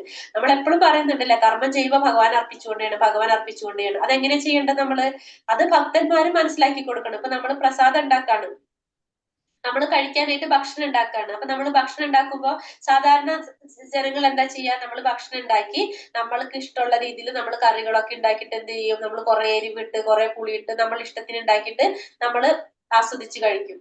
അതാണ് സാധാരണ നമ്മൾ ജനങ്ങൾ ചെയ്യുന്നത്. പക്ഷെ അത് കൃഷ്ണാവബോധത്തിൽ ചെയ്യുമ്പോൾ എന്ത് ചെയ്യണം നമ്മള്, അത് ഭഗവാന് വേണ്ടിയിട്ട് നമ്മൾ ഉണ്ടാക്കുന്ന വെച്ചാൽ ഭഗവാന് നമ്മൾ പറയുന്നുണ്ട്, നമ്മൾക്കറിയാം എന്താണ്, നമ്മൾ പഠിച്ചിട്ടില്ലല്ലോ, ലെവൽ 1 പഠിച്ചിട്ടുണ്ട്. നമ്മള് 3 ഗുണങ്ങളെ കുറിച്ച് പറഞ്ഞു, രജോ ഗുണം, സത്വഗുണം, രജോ ഗുണം, തമോ ഗുണം. കുറെ എരിവും പുളിയൊക്കെ ഉപയോഗിക്കുന്നത് ആരാണെന്ന് പറഞ്ഞു, രജോ ഗുണത്തിലുള്ളവരാന്ന് പറഞ്ഞു. അപ്പൊ നമ്മള് മിതമായ രീതിയിലുള്ള എരിവ് പുളി ഇതൊക്കെ ഉപയോഗിച്ചുകൊണ്ട് നമ്മള് സാത്വികമായ രീതിയിൽ ഭക്ഷണം ഉണ്ടാക്കിയിട്ട് ഭഗവാന് നിവേദിച്ചിട്ട് നമ്മൾ ഭഗവാന്റെ ആ കാരുണ്യം സ്വീകരിച്ചു കഴിഞ്ഞാൽ അതെന്തായി മാറി, ഭഗവാന്റെ ഉച്ചിഷ്ടം കിട്ടി കഴിഞ്ഞാൽ നമുക്കത് പ്രസാദമായിട്ട് മാറി. അത് ചെയ്തു കഴിഞ്ഞാൽ നമ്മൾ എന്തായി മാറിയത്, അത് നമ്മള് ഭഗവാന് വേണ്ടിയിട്ട് കർമ്മം ചെയ്യുന്നതായി മാറി. അതേപോലെ തന്നെ ഇപ്പൊ നമ്മൾ വേറെ എന്തെങ്കിലും എന്താ പറയുക, നമ്മള് മൊബൈൽ നോക്കാണ്, മൊബൈൽ നോക്കുമ്പോ നമ്മള് ഭഗവാന്റെ കീർത്തനങ്ങള് അല്ലെങ്കിൽ ഭഗവാനെ കുറിച്ചുള്ള കഥകൾ കേൾക്കുകയാണെങ്കിൽ നമ്മൾ ചെയ്യുന്നത് എന്താണ്, നമ്മൾ ചെയ്യുന്ന കർമ്മം, നമ്മൾ മൊബൈൽ നോക്കാണ്, നമ്മളെ സമയം കളയാൻ വേണ്ടിയിട്ട് നമ്മൾ മൊബൈൽ നോക്കാണ്. പക്ഷെ നമ്മൾ അവിടെ ചെയ്യുന്നത് എന്ത് പ്രവൃത്തിയാണ്, നമ്മൾ ചെയ്യുന്നത് ഭഗവാനെ കുറിച്ചാണ് മനസ്സിലാക്കിക്കൊണ്ടിരിക്കുന്നത്. അതേ സ്ഥാനത്ത് ഒരു സീരിയലോ ഒരു സിനിമയോ വെച്ചുകൊണ്ടിരിക്കുകയാണെങ്കിൽ എന്താണ്, നമ്മളെ നമ്മളെ സന്തോഷത്തിന് വേണ്ടിയിട്ട് അത് നമുക്കൊരു ഇത്തിരി നേരത്തേക്ക് അത് കിട്ടുന്നുണ്ടാവുള്ളൂ, പക്ഷെ എങ്കിലും നമ്മൾ ചെയ്യുന്നത്. പക്ഷെ തിരിച്ച് നമ്മൾ ആ സമയം ഭഗവാന്റെ എന്തെങ്കിലും കീർത്തനങ്ങൾ കേൾക്കാണ് അല്ലെങ്കിൽ ഭഗവാനെ കുറിച്ചുള്ള എന്തെങ്കിലും ലീലകൾ അറിയുകയാണെങ്കിൽ എന്താണ്, നമ്മളത് കൃഷ്ണാവബോധത്തിൽ നമ്മൾ അത് ഉപയോഗപ്പെടുത്തുക ചെയ്യുന്നത്. അപ്പൊ അങ്ങനെയാണ് നമ്മൾ ചെയ്ത് മനസ്സിലാക്കി കൊടുക്കേണ്ടത്. അപ്പൊ നമ്മളിങ്ങനെ പറയുന്നുണ്ടെങ്കിൽ അത് എങ്ങനെയാണെന്നുള്ളത് നമുക്ക് അറിയാൻ വേണ്ടിയിട്ട് പറയാം. പിന്നെ അടുത്തിൽ എന്താ പറയണത്, നാ ബുദ്ധിഭേദം ജനയേ അജ്ഞാനാം കർമ്മ സംഗിനാം ജോഷയേ സർവകർമാണി വിദ്വാൻ യുക്ത സമാചരൻ. വിധിക്കപ്പെട്ട കർമ്മങ്ങളുടെ ഫലത്തിൽ ആസക്തിയുള്ള അജ്ഞരായ ആളുകളെ വിദ്വാൻമാർ കർമ്മം ചെയ്യുന്നതിൽ നിന്നും വിലക്കരുത്. ഭക്തിഭാവനയോടെ കൃഷ്ണാവബോധത്തിന്റെ ക്രമേണയുള്ള പുരോഗമനത്തിന് വേണ്ടി പ്രവർത്തിക്കുവാൻ അവരെ പ്രേരിപ്പിക്കണം. പിന്നെ വിധിക്കപ്പെട്ട കർമ്മങ്ങൾ അവർ ചെയ്യുന്നുണ്ടെങ്കിൽ, ഈ പറഞ്ഞ അജ്ഞര് ചെയ്യുന്നുണ്ടെങ്കിൽ എന്താണ്, വിദ്വാൻമാര് ജ്ഞാനം നേടിയവര് ആ കർമ്മം ചെയ്യുന്നതിൽ നിന്ന് അവരെന്ത് ചെയ്യേണ്ട, വിലക്കേണ്ട ആവശ്യമൊന്നുമില്ല. ഭക്തിഭാവനയോടെ കൃഷ്ണാവബോധത്തിന്റെ ക്രമേണയുള്ള പുരോഗമനത്തിൽ പ്രവർത്തിക്കാൻ അവരെ പ്രേരിപ്പിക്കണം. അപ്പൊ പതുക്കെ അവരെ നമുക്ക് എന്തിലേക്ക് മാറ്റിക്കൊണ്ടുവരാൻ സാധിക്കും, കൃഷ്ണാവബോധത്തിലോട്ട് ഉയർത്തിക്കൊണ്ടുവരാനായിട്ട് സാധിക്കും. അപ്പൊ നമ്മൾ അവരെ നിരാശപ്പെടുത്തണ്ട, അവര് ചെയ്യുന്ന പോലെ ചെയ്തോട്ടെ, പക്ഷെ നമുക്ക് പതുക്കെ എന്ത് ചെയ്യാൻ സാധിക്കും, അവരെ ഉയർത്തിക്കൊണ്ടുവരാനായിട്ട് സാധിക്കും. വേദോക്തങ്ങളായ എല്ലാ ചടങ്ങുകളും യജ്ഞാനുഷ്ഠാനങ്ങളും ഭൗതിക കർമ്മങ്ങളെ കുറിച്ചുള്ള നിർദ്ദേശങ്ങളും കൃഷ്ണാവബോധത്തിന് വേണ്ടിയുള്ളതാണ്. കൃഷ്ണനാണ് ജീവിതത്തിന്റെ ആത്യന്തിക ലക്ഷ്യം. വൈദിക ചടങ്ങുകളാൽ നിയന്ത്രിതമായ കാമ്യകർമ്മങ്ങളും ഇന്ദ്രിയ സന്ദർപ്പണവും ഒരാളെ ക്രമേണ കൃഷ്ണാവബോധത്തിലേക്ക് ഉയർത്തുന്നു. സർവകർമ്മങ്ങളുടെയും ഫലത്തെ കൃഷ്ണന് സമർപ്പിക്കേണ്ടത് എങ്ങനെയെന്ന് സ്വന്തം പ്രവർത്തികളിൽ കാട്ടിക്കൊടുക്കണം. കൃഷ്ണാവബോധം സ്വീകരിക്കുമ്പോൾ വിധിക്കപ്പെട്ട കർമ്മങ്ങൾ ചെയ്യുന്നത് കൊണ്ട് കിട്ടാവുന്ന ഫലം എല്ലാം നേരിട്ട് സിദ്ധിക്കും. അപ്പൊ ഇതിലെന്താ പറയണത്, നമ്മള് എല്ലാ വേദങ്ങളിൽ പറഞ്ഞിരിക്കുന്ന എല്ലാ ചടങ്ങുകളും യജ്ഞാനുഷ്ഠാനങ്ങളും എന്ത് ചെയ്യണം, ഭൗതിക കർമ്മങ്ങളെ കുറിച്ചുള്ള നിർദ്ദേശങ്ങളും എല്ലാതും എന്തിനു വേണ്ടിയിട്ടുള്ളതാണ്, കൃഷ്ണാവബോധത്തിന് വേണ്ടിയിട്ടുള്ളതാണ്. നമ്മൾക്ക് ഭഗവാനെ കുറിച്ചിട്ടുള്ള ഒരു ജ്ഞാനം നേടാനുള്ളതാണ്. എല്ലാ വേദങ്ങളിലും പറയുന്നത് ആരെ കുറിച്ചാണ്, ഭഗവാനെ കുറിച്ചാണ്. യജ്ഞങ്ങൾ പറയുന്നത് ആരാണ്, ഭഗവാനെ കുറിച്ചാണ്. നമ്മളിപ്പോ 4 യുഗത്തിൽ നമ്മൾ പറയുന്നുണ്ട്, സത്യയുഗം, ത്രേതായുഗം, ദ്വാപരയുഗം, കലിയുഗം. അതിൽ കലിയുഗത്തിൽ നമുക്ക് ജപയജ്ഞം പറഞ്ഞത് കൊണ്ട് നമ്മൾ അത് ചെയ്യുന്നു. അപ്പൊ നമുക്ക് അതല്ല ധ്യാനമാണ് പറഞ്ഞിരുന്നെങ്കിൽ നമ്മൾ അത് ചെയ്യുമായിരുന്നു. അപ്പൊ ഇതെല്ലാതും എന്തിനു വേണ്ടിയിട്ടുള്ളതാണ്, കൃഷ്ണാവബോധം നമ്മളിൽ വളർത്താൻ വേണ്ടിയിട്ടുള്ളതാണ്. നമ്മളുടെ ജീവിതത്തിന്റെ ഏറ്റവും വലിയ ലക്ഷ്യം ആരാണ്, ഭഗവാനെ പ്രാപിക്കുക എന്നുള്ളതാണ് നമ്മളുടെ ആത്യന്തികമായിട്ടുള്ള നമ്മളുടെ ലക്ഷ്യം. പിന്നെ നമ്മൾ പറഞ്ഞിട്ടുള്ള എല്ലാ കർമ്മങ്ങളും, എല്ലാ കാമ്യകർമ്മങ്ങളും നമ്മളെ എന്ത് ചെയ്യാണ്, ക്രമേണ കൃഷ്ണാവബോധത്തിൽ ഉയർത്താണ്. നമ്മള് നിയന്ത്രിച്ച് നമ്മളെല്ലാ കർമ്മങ്ങളും ഭഗവാനായിട്ട് അർപ്പിച്ചുകൊണ്ട് ചെയ്തു കഴിഞ്ഞാൽ നമ്മളെ ക്രമേണ നമ്മൾക്ക് എവിടേക്ക് ഉയരാൻ സാധിക്കും? ഭഗവാനിലേക്ക് ഉയരാനായിട്ട്, കൃഷ്ണാവബോധത്തിലോട്ട് ഉയരാനായിട്ട് നമുക്ക് സാധിക്കും. സർവ്വ കർമ്മങ്ങളുടെയും ഫലത്തെ കൃഷ്ണന് സമർപ്പിക്കേണ്ടത് എങ്ങനെയാണെന്ന് നമ്മൾ നമ്മളുടെ സ്വന്തം പ്രവർത്തികളിൽ നിന്ന് നമ്മൾ എന്ത് ചെയ്യണം? കാണിച്ചു കൊടുക്കണം. നമ്മൾ പറഞ്ഞ പോലെ ഒരു ചെറിയൊരു ഫ്രൂട്ട്സ് കിട്ടിക്കോട്ടെ, നമ്മളെ വീട്ടിൽ ഇപ്പൊ നമ്മൾ ആദ്യമായിട്ടൊരു ഫലം ഉണ്ടായി കഴിഞ്ഞാൽ നമ്മൾ അത് എന്ത് ചെയ്യാ? ഭഗവാന് കൊണ്ട് സമർപ്പിക്കുക. കാരണം അത് ഭഗവാന്റെ സൃഷ്ടിയാണത് അല്ലെ. ഭഗവാനാണ് ഇതിനൊക്കെ സൃഷ്ടി. ആരാണ്? ഭഗവാനാണ്. അപ്പൊ ഭഗവാനിൽ നിന്ന് കിട്ടിയത് കൊണ്ട് നമ്മൾ ഭഗവാൻ അർപ്പിച്ചുകൊണ്ട് നമ്മൾ അത് സ്വീകരിക്കുമ്പോ എന്താണ്? നമ്മൾ അതൊരു നന്ദി കാണിക്കും. ഇപ്പൊ നമുക്ക് ഒരാള് ഒരു ഡ്രസ്സ് മേടിച്ചാൽ നമ്മൾ എന്ത് ചെയ്യും? അത് ഇട്ടിട്ട് ഇപ്പൊ അവർക്കൊന്നിലെ ഫോട്ടോ എടുത്ത് അയച്ചു കൊടുക്കും. ഞാൻ ഇട്ടിട്ട് എങ്ങനെയുണ്ടെന്ന് ചോദിച്ചു. കാരണം അവരോടൊരു നന്ദി പറയാണ് നമ്മൾ ഇൻഡയറക്ട്ലി. അവര് നമുക്ക് ആ മേടിച്ചു തന്നതിന് നമ്മൾ അവരോടൊരു റെസ്പെക്ട് കൊടുത്ത് അവരോടൊരു താങ്ക്സ് പറയണം. അതേപോലെ തന്നെ നമുക്കറിയാം, നമ്മൾ ഈ ഭൗതിക ലോകത്തില് നമുക്ക് കിട്ടുന്ന ഓരോ വസ്തുക്കളും നമുക്ക് വേണ്ടിയിട്ട് ഭഗവാൻ സൃഷ്ടിച്ചതാണ്. അപ്പൊ നമ്മൾ ആരുടെ അടുത്ത് നന്ദി പറയേണ്ടതാണ്? ഭഗവാന്റെ അടുത്ത് നമ്മളെ പ്രവൃത്തികളിൽ കൂടെ നമ്മൾ നന്ദി പറയണം. അപ്പൊ നമ്മൾ അതിന് വേണ്ടിയിട്ട് നമ്മൾ ഉപയോഗിക്കുന്ന ഓരോന്നും എന്ത് ചെയ്യാം? ഭഗവാൻ അർപ്പിച്ചുകൊണ്ട് നമുക്കത് സ്വീകരിക്കാം. കൃഷ്ണാവബോധം സ്വീകരിക്കുമ്പോൾ വിധിക്കപ്പെട്ട കർമ്മങ്ങൾ ചെയ്യുന്നത് കൊണ്ട് കിട്ടാവുന്ന ഫലമെല്ലാം നേരിട്ട് സ്വീകരിക്കാം. അപ്പൊ കൃഷ്ണാവബോധം ചെയ്താൽ തന്നെ പിന്നെ നമ്മൾ വേറെ കർമ്മങ്ങളൊന്നും ചെയ്യേണ്ട ആവശ്യം തന്നെ ഇല്ല. കാരണം അത് ചെയ്യുന്നതിന്റെ ഫലം നമുക്ക് ഇതുകൊണ്ട് കിട്ടും. നമ്മൾ പറഞ്ഞു, യജ്ഞം ചെയ്താലും പറഞ്ഞില്ലേ നേരത്തെ വേദങ്ങളിൽ പറഞ്ഞിരിക്കുന്ന പോലെ, യജ്ഞങ്ങള് ദാനങ്ങളൊക്കെ ചെയ്താലും കിട്ടുന്ന ഫലം തന്നെ നമുക്ക് എന്തുകൊണ്ട് കിട്ടും? കൃഷ്ണാവബോധം ചിരിച്ചുകൊണ്ട് തന്നെ കിട്ടും. പ്രകൃതേ ക്രിയമാണാനി ഗുണൈ കർമാണി സർവശഃ അഹങ്കാര വിമൂഢാത്മാ കർത്താഹാമിതി മന്യതേ. മിഥ്യാഹങ്കാരത്തിന്റെ പ്രഭാവത്താൽ മോഹിതനായ ജീവാത്മാവ് താനാണ് കർമ്മങ്ങൾ ചെയ്യുന്നതെന്ന് വിചാരിക്കുന്നു. വാസ്തവത്തിൽ പ്രകൃതിയുടെ 3 ഗുണങ്ങളാണ് അത് ചെയ്യുന്നത്. നിർവഹിക്കുന്നത് ആരാണ്? ഭൗതിക പ്രകൃതിയുടെ 3 ഗുണങ്ങളാണ് ഇത് ചെയ്യുന്നത്. ആ മിഥ്യാഹങ്കാരത്തിന്റെ പ്രഭാവത്തില് ജീവാത്മാവ് വിചാരിക്കുന്നത് എന്താണ്? ഈ കർമ്മങ്ങൾ മുഴുവനും ചെയ്യുന്നത് ആരാണ്? ഞാനാണ് ഇതൊക്കെ ചെയ്യുന്നതെന്നാണ് ആര് ചിന്തിക്കുന്നത്? ജീവാത്മാവ് ചിന്തിക്കുന്നത്. കാരണം ജീവാത്മാവിന്റെ ഒരു ധാരണ അതാണ്. ഈ ശരീരത്തിനെ കൊണ്ട് ഈ പറഞ്ഞ പ്രവർത്തനങ്ങൾ മുഴുവൻ ചെയ്യിക്കുന്നത് ആരാണ്? ഞാനാണെന്നാണ് ആര് ചിന്തിക്കുന്നത്? ജീവാത്മാവ് വിചാരിക്കുന്നത്. പക്ഷെ ഇത് മുഴുവനും നടക്കുന്നത് എങ്ങനെയാണ്? ഭൗതിക പ്രകൃതിയുടെ ത്രിഗുണങ്ങള്, സത്വഗുണം, രജോ ഗുണം, തമോ ഗുണം, ഈ 3 ഗുണങ്ങളുടെ അടിസ്ഥാനത്തിലാണ് ഈ പ്രവർത്തനങ്ങളൊക്കെ നടക്കുന്നത്. ഭൗതിക വിഷയങ്ങളിൽ തൽപരനായ മനുഷ്യന് താനാണ് എല്ലാ കർമ്മങ്ങളും ചെയ്യുന്നതെന്ന മിഥ്യാഹംഭാവമുണ്ട്. അപ്പൊ നമ്മൾ ഈ ഭൗതിക വിഷയങ്ങളിൽ തൽപരരായിരിക്കുന്നതുകൊണ്ടാണ് നമ്മൾ അങ്ങനെ ചിന്തിക്കുന്നത്. ഹരേ കൃഷ്ണ പ്രഭുജി, വേറെ ലിങ്ക് ഉണ്ടോ എന്ന് ചോദിച്ചാൽ, പിന്നെ മിഥ്യാഹങ്കാരത്താൽ എല്ലാ പ്രവൃത്തികളുടെയും കർത്തൃത്വം തനിക്കാണെന്ന് അയാൾ അവകാശപ്പെടുന്നു. അജ്ഞാനത്തിന്റെ ലക്ഷണമാണത്. അപ്പൊ എല്ലാ പ്രവൃത്തികളും താനാണ് ചെയ്തത്, എല്ലാത്തിന്റെയും ഉത്തരവാദിത്വം തനിക്കാണെന്ന് ആര് ചിന്തിക്കാണ്? ജീവാത്മാവ് ചിന്തിക്കാണ്. സ്ഥൂല സൂക്ഷ്മ ശരീരങ്ങൾ ഭഗവതാജ്ഞ അനുസരിച്ച് ഭൗതിക പ്രകൃതി നിർമ്മിച്ചവയാണെന്നും അതുകൊണ്ട് ശാരീരികവും മാനസികമായ ഏത് പ്രവർത്തികളും കൃഷ്ണാവബോധത്തോടെ കൃഷ്ണ സേവനം എന്ന നിലയിൽ ചെയ്യേണ്ടതാണ്. അപ്പൊ നമുക്കറിയാലോ 2 ശരീരം, സ്ഥൂലമുണ്ട് സൂക്ഷ്മമുണ്ട്. ഒരു മിനിറ്റ് ഹരേഷ്ണ മാതാജി.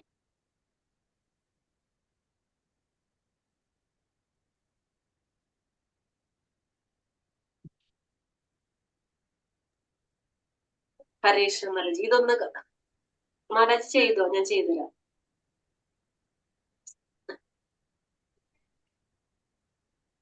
ഹരേ കൃഷ്ണ. മിഥ്യാഹങ്കാരത്തിന്റെ എല്ലാ പ്രവർത്തികളുടെയും കർത്തൃത്വം തനിക്കാണെന്ന് അയാൾ അവകാശപ്പെടുന്നു. അജ്ഞാനത്തിന്റെ ലക്ഷണമാണിത്. സ്ഥൂല സൂക്ഷ്മ ശരീരങ്ങൾ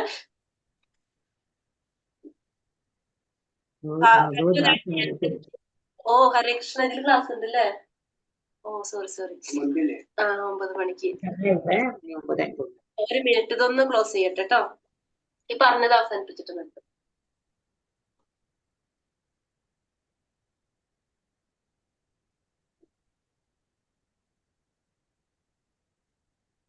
അപ്പൊ സൂക്ഷ്മ ശരീരം, സ്ഥൂല ശരീരം, 2 തരത്തിലുള്ള ശരീരമുണ്ട്. ഇപ്പൊ നമ്മൾ പറഞ്ഞു മരണശേഷം നമ്മളുടെ എന്താണ് ഈ ഒരു ശരീരം എന്താ സംഭവിക്കുന്നത്?